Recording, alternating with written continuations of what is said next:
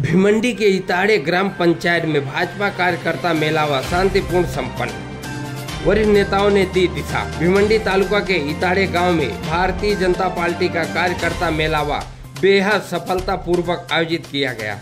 इस कार्यक्रम का नेतृत्व किया थाने जिला भाजपा युवा मोर्चा कार्याध्यक्ष एवं इताड़े ग्राम पंचायत सरपंच श्री जगन मधकर पाटिल ने। इस भव्य आयोजन में बतौर मुख्य अतिथि शामिल हुए माजी केंद्रीय मंत्री कपिल पाटिल, भाजपा युवा नेता देवेश पाटिल उर्फ बबलू पाटिल, भाजपा व्यापारी आघाड़ी थाने जिला ग्रामीण अध्यक्ष डॉक्टर यशवंत दादा सोरे तथा कई अन्य प्रमुख पदाधिकारी इस मेलावा में उपस्थित रहे। पीके मात्रे, दशरथ बजागे, तुकाराम बजागे, दलवीसर, भगवान केणे, दशरथ मोगरे, नामदेव पाटिल, विश्वजीत केणे, गणेश पाटिल, अभिमन्यु पाटिल, सुभाष भामरे, शरद गोड़े समेत समस्त लोनाड गट के कार्यकर्ता व ग्रामस्थ कार्यक्रम के दौरान पार्टी की आगामी रणनीति, संगठनात्मक मजबूती और ग्राम विकास से जुड़ी योजनाओं पर चर्चा हुई। नेताओं ने कार्यकर्ताओं को आगामी चुनाव के लिए कमर कसने का संदेश दिया और स्थानीय मुद्दों के समागम हेतु एकजुटता पर जोर दिया। कार्यक्रम का सफल आयोजन जगन पाटिल के नेतृत्व में शांतिपूर्ण तरीके से संपन्न हुआ। चलिए सुनते हैं कि इस मेलावा को लेकर अतिथियों और पदाधिकारियों ने क्या कहा। जगन पाटिल त्यांचे सर्व सहकारी। सगळ्यात आधी जगन पाटलासाठी सगळ्यांनी टाळ्या वाजवाव्या। का टाळ्या वाजवायच्या माहिती आहे का? हा आहे मालकरी, तरी आपल्याला खायला घालतो चिकन करी आणि मटन करी, बरोबर नाही? टाळ्या वाजवायला पाहिजेत की नाही? तर मी असा विचार केला की आपले दशरथ बजागे मामा का आलेत, तर हे मालकरी आहेत, बरोबर? काय पण मालकरी आहेत, भगवानचा भाऊ मालकरी। मी काही फार लांबलचक भाषण करणार नाही, पण आता देशात राज्यात जी परिस्थिती आपण बघतो, राजकीय असेल विकासाची असेल, विकासाची मागच्या 60 वर्षाची तुलना केली तरी मोदीजींनी केलेल्या कामाची तुलना आणि महाराष्ट्रामध्ये देवेंद्रजींनी मागच्या 5 वर्षात आणि आताच्या 1 वर्षात केलेल्या कामाची तुलना होऊ शकत नाही। आणि म्हणून भारतीय जनता पक्षाच्या कार्यकर्त्यांनी ही भावना ठेवून मनामध्ये काम केलं पाहिजे। मी परवा मुरबाडला सांगितलं, पक्ष माझा स्वाभिमान, पक्ष माझा अभिमान, पक्ष माझा श्वास आणि पक्षच माझा विश्वास। हा जो विश्वास पक्षाचा जनतेच्या प्रती आहे, तो जनतेचा विश्वास पक्षाच्या प्रती होण्यासाठी आपल्याला सगळ्यांना योगदान द्यायचं आहे। आणि म्हणून जिल्हा परिषदेच्या पंचायत समितीच्या निवडणुका आलेल्या आहेत। आता हे मला वाटतं 400-500 लोक तरी असतील। 500 लोक उभे राहू शकतात का? नाही राहू शकत। जो कोणी उभा राहील, ज्याला पक्ष उमेदवारी देईल, आपणच सगळे उमेदवार आहोत अशा प्रकारची भावना ठेवून आपल्याला भविष्यामध्ये काम करायचं आहे। मी सांगलीला सांगितलं, तुम्ही सगळ्यांनी ऐकलं, काही लोक आले नसतील। मी सांगितलं की जिल्हा परिषदेची स्थापना झाल्यापासून ठाणे जिल्हा परिषदेवर भारतीय जनता पक्षाचा झेंडा कधी लागला नाही। ही आपल्याला आता संधी आहे। राजकीय परिस्थिती अशी निर्माण झालेली आहे, महायुती होईल नाही होईल, करतील नाही करतील तर आपला भाग नाही आहे। केली तर महायुतीतून, नाही केली तर आपण स्वतंत्र, हा निर्णय त्यांचा आहे। आपला खालून प्रयत्न आहे, आपण सगळ्यांनी एकत्र येऊन लढलं पाहिजे, सगळ्यांना सोबत घेऊन लढलं पाहिजे। कारण कार्यकर्त्याची भावना अशी असते, तुम्ही लोकसभा युतीत लढता, विधानसभा युतीत लढता, आमची निवडणूक येते तेव्हा युतीत ओढून टाकते। म्हणून आपली सगळ्यांची भावना अशीच आहे की महायुतीमध्ये ह्या निवडणुका व्हाव्या, पण हा निर्णय करणं आपल्या हातात नाही। आपले राज्याचे तिन्ही नेते आहेत, सन्माननीय मुख्यमंत्री आहेत, सन्माननीय प्रदेशाध्यक्ष रवींद्र चव्हाण आहेत आणि एकनाथ शिंदे साहेब आणि अजितदादा पवार आहेत। हे काय निर्णय करायचा तो करतील, तो निर्णय करतील त्याच्याप्रमाणे आपल्याला पुढे जायचं आहे। आणि जो निर्णय करतील तो निर्णय. पण भारतीय जनता पक्षाचा झेंडा आपल्याला फडकवायचा असेल तर या तुमच्या गटात भाजपचा उमेदवार निवडून आला पाहिजे की नाही. 21 जिल्हे हा भारतीय जनता पक्षाचा 100% असला पाहिजे. याच्यासाठी आपल्याला सगळ्यांना योगदान द्यायचं आहे. पी.के. म्हात्रेंनी मगाशी उल्लेख केला की मागचा बदला घ्यायचा आहे. तर बदला काय घ्यायचा, बदललेले सगळे आपल्याकडे बदलून आलेले आहेत. त्यामुळे बदला नाही घ्यायचा आहे. आपलं जे आहे ते टिकवायचं पण नाही, ते त्याच्यापेक्षा जोमाने आपल्याला पुढे न्यायचं आहे. कारण असं जगन लढला, कोण लढलं होतं आणि आपल्या सदस्याचं नाव काय होतं निवडून, ऋता केळी. आता हे दोघे एकत्र आहेत. मी भारतीय जनता पक्षाने यांच्यासोबत आलेली जी शिवसेनेचे कार्यकर्ते आहेत हे सगळे आपण एकत्र सोबत आहोत. युती झाली तर त्यांची संख्या अजून असेल. हे आपल्याला ह्या गटामध्ये निवडून यायला काही अडचण नाही. पण तरी जी गेल्या अनेक वर्षापासूनची राजकीय परिस्थिती आम्ही बघतो. काही गावं आहेत तिथे ज्या गावांमध्ये आपल्याला मतं फार कमी मिळतात. मी उदाहरण द्यायचं झालं तर सावधसारखं गाव आहे. सावधमध्ये राष्ट्रवादीत होतं तेव्हा तर आम्हाला औषधाला माणूस नव्हता. अशा प्रकारची परिस्थिती असायची. बरोबर होतं ना. कोणी होतं का सावधमध्ये राष्ट्रवादी? आता कोणी सावधचं येते. त्याच्यानंतर देवीदास होता ना, वारला होतो काय ना, रोहिदासला आम्ही घेतलो होतो मागे राष्ट्रवादीमध्ये. ते तरी पण काही वाढलं नाही. पण आता मूळ त्या गावाचा जो गाभा आहे तो हिंदुत्वाचाच आहे. आणि म्हणून आता त्या ठिकाणी अशा ठिकाणी आपल्याला फोकस करून येणारी ही जिल्हा परिषद निवडून येणार आहे. पण ती अजून जास्त मताने कशी निवडून येईल याच्यासाठी आपल्याला सगळ्यांना योगदान द्यायचं आहे. तुमच्या सगळ्यांना भूक लागली असेल. मी बरोबर भाषण कशाला ठेवलं आधी आधीच उशीर झाला. हे पण घराकडे निघालो होतो. त्यांनी सांगितलं की थोडे अजून माणसं जमले की फोन करतो.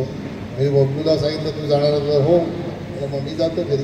पुन्हा फोन आला म्हणून परत आलो. तुमच्या प्रेमापोटी पुन्हा यावं लागलं मला या ठिकाणी. आणि माझ्या पोटासाठी पण, तुमच्या प्रेमापोटी आणि माझ्या प्रेमापोटी. तर वेळोवेळी ज्या काही सूचना मिळतील त्या सूचनांप्रमाणे निश्चितपणाने आपण जर काम केलं तर मला विश्वास आहे की तुम्ही असं समजू नका की आपल्याकडे 21 जागा आहेत. जिल्हा परिषद जर आपली निवडून आली इथून येणारा माणूस हा पदाधिकारी पण होईल. त्या 6 पदाधिकारी होणार आहेत आणि सगळ्यात जास्त जागा भिवंडीमध्ये आहे. भिवंडीला जेव्हा पदाधिकारी होतील तेव्हा 2 पदाधिकारी होतील. आणि म्हणून आपल्याला संधी आहे इथून काम करण्याची. जिल्ह्याला ती जिल्ह्याची काम करण्याची संधी तुम्ही तुमच्या हातातून घालवू नका. अशा प्रकारची सूचना आपल्याला करतो. मला वाटतं हा भाग आता खूप जास्त डेव्हलप झालेला आहे. मी आता बघितल्यानंतर बाबगावचा नाका आमच्या मानकुली नाक्यापेक्षा चांगला दिसतो. तर मानकुली नाक्यावर असं विकास झाला पण तो उबडधुबड असा मेन नाक्यावर. तुमच्याकडे चांगल्या ब्रिज ओलांडल्याबरोबर चांगल्या सुंदर बिल्डिंग झालेल्या आहेत. पुढे आलो अजून पुढे आलो की अजून पुढे चांगल्या बिल्डिंग झालेल्या. हे सगळे सक्षम लोक आहेत असं त्याचा अर्थ आहे. बरोबर ना? बरोबर आहेत ना? सगळे सक्षम लोक आहेत. त्यामुळे आपल्याला कुठल्याही प्रकारची अडचण आहे असं मला वाटत नाही. आणि म्हणून सगळ्यांनी जाणीवपूर्वक येणाऱ्या ह्या निवडणुकीसाठी आतापासून योगदान देण्याची आवश्यकता आहे. म्हणजे प्रत्येक वेळी या ठिकाणी कार्यकर्त्यांच्या माध्यमातून एक चांगलं संघटन या ठिकाणी झालेलं होतं. आणि मला वाटतंय आपल्या गटावर भाजपाचे ज्येष्ठ नेते जगन्नाथजी पाटील असतील, विष्णूजी सावरा असतील, यांनी सुद्धा ह्या गटात नेहमी चांगला प्रवास करून कार्यकर्त्यांशी संवाद नेहमी केलेला आहे. दिवस बदलतात तसं त्याप्रमाणे परिस्थिती बदलत जाते. आता ह्या ठिकाणी हळूहळू भाजपासाठी मागील काळात जिल्हा परिषद गटातील आपली जी सीट या ठिकाणी हरली तेव्हा निश्चितच अनेक कार्यकर्त्यांच्या मनात वेगवेगळे संभ्रम होते, विषय होते. त्यानुसार काही घटना घडल्या असतील.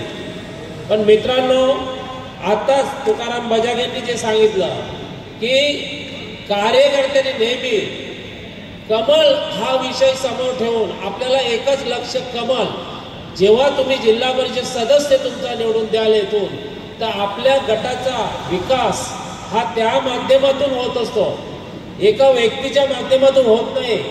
आणि आदरणीय कपिल पाटील साहेब यांनी आता त्या दिवशी सांगलीला तालुक्याचा कार्यकर्ता मेळावा इथे सांगितलं की जिल्हा परिषदेवर सत्ता आणण्यासाठी आपल्याला प्रत्येक गटातून आपल्याला दिलेला उमेदवार आपल्याला निवडून आणायचा आहे, आणि उमेदवार निवडून दिला तरच सत्ता येणार आहे.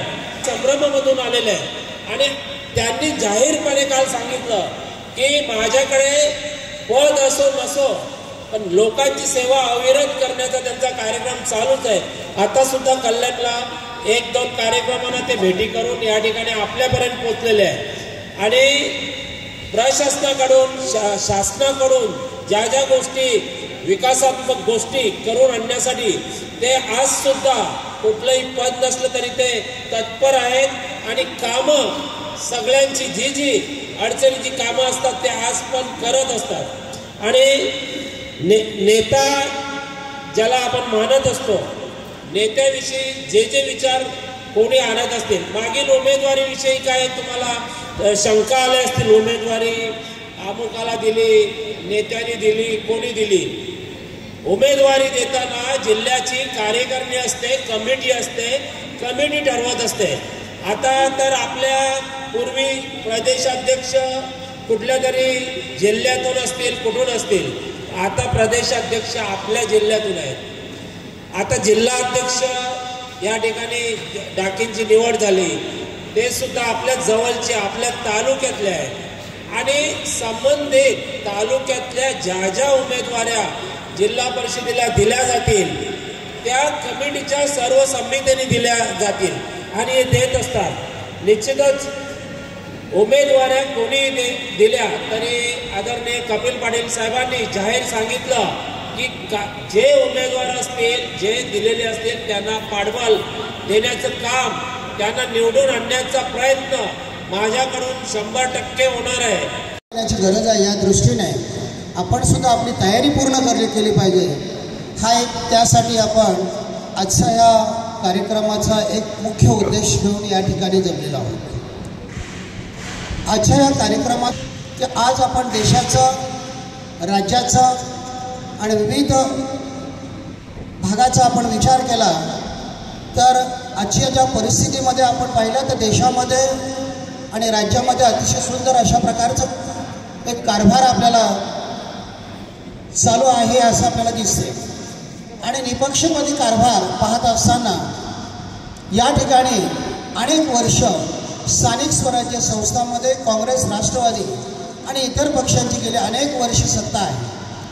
आपल्याला कल्पना असेल की या जिल्हा परिषदेपुरतं बोलायचं झालं तर अनेक वर्ष या जिल्हा परिषदेने आपल्याला अनेक प्रकारचे असे ग्रामपंचायत सदस्य असतील, पंचायत समिती सदस्य असतील, जिल्हा परिषद सदस्य असतील, एक परिवाराच्या माध्यमातून दिलेले आहेत. गेल्या अनेक वर्षाचा आपण इतिहास पाहिला, गेल्या अनेक 30-40 वर्षाचा इतिहास पाहिला तर हा भाग जनसंघ, जनता पार्टी, भारतीय जनता पार्टी अशा प्रकारचं काम आपण या गटामध्ये पाहतो. आणि या ठिकाणी काम करत असताना या ठिकाणचा मुख्य उद्देश एकच असतो की कार्यकर्ता म्हणून जो परिवाराने दिलेला आहे, जो भारतीय जनता पार्टीचा काम करणारा असतो, अशा व्यक्तीला या ठिकाणी त्याच्याबरोबर हा जिल्हा परिषद गट, हा कार्यकर्ता या ठिकाणी उभा राहत असतो. आपल्याला कल्पना असेल की अनेक वर्षाचा आपण इतिहास पाहिला तर या ठिकाणी आपण काम करताना गेल्या अनेक वर्ष 5 टर्म आदरणीय विष्णुजी सवरासाहेबांनी या भागामध्ये अतिशय चांगल्या प्रकारचं काम केलेलं आहे. आपल्याला गाव तिथे ग्रामपंचायत असेल, गाव असेल, पंचायत समिती असेल, जिल्हा परिषद असेल की प्रत्येक गावामध्ये रस्ता असेल किंवा त्यावेळेला आपल्याला विरोधी पक्षामध्येच आपल्याला अनेक वर्ष 25 वर्ष काम करावे लागलं. त्याच्यामध्ये जे जे काही आपल्याला सत्ता मिळाली त्या सत्तेचा चांगला उपयोग केला आणि अनेक गावांचा विकास झाल्याचं दिसत आहे. आणि 2014 पासून आपल्याला आपण ज्यावेळेला केंद्रामध्ये सत्ता आली आपल्या लोकसभा मतदारसंघाचे आदरणीय त्यावेळेचे खासदार असतील, माजी मंत्री असतील, आदरणीय कपिलजी पाटील साहेब यांच्या नेतृत्वाने ह्या जिल्हा परिषद गटाला अनेक प्रकारचे कामं करण्यामध्ये अतिशय चांगल्या प्रकारची मदत झाली. कार्यकर्त्यांचे प्रश्न असतील, संधी मिळाली आणि त्या मिळाली असा दृष्टिकोन डोळ्यासमोर ठेवत असताना आपण पुन्हा एकदा